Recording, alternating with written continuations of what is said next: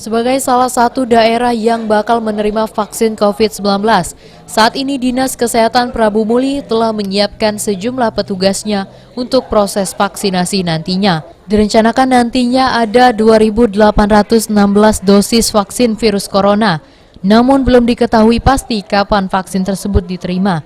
Apalagi menurut informasi BPOM belum memperbolehkan menyuntik vaksin, meski sudah disebar ke berbagai daerah.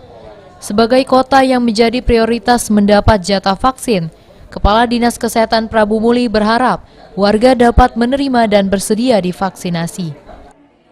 Dari provinsi, kalau dari votingnya sementara ini dapat tentunya 2.816 dulu.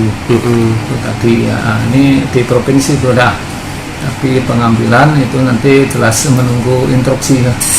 Nah, kapan apa kita ngambil. Dan sesuai dengan petunjuk bahwa pengambilan vaksin itu nanti dikawal oleh polisi. Karena jumlah vaksin yang masih terbatas dan tidak memakan banyak tempat, jika vaksin tersebut sudah tiba di kota Prabu Muli, maka akan langsung disimpan di ruang farmasi dan didistribusikan ke rumah sakit atau pelayanan kesehatan setempat. Beni Firdaus, PAL TV.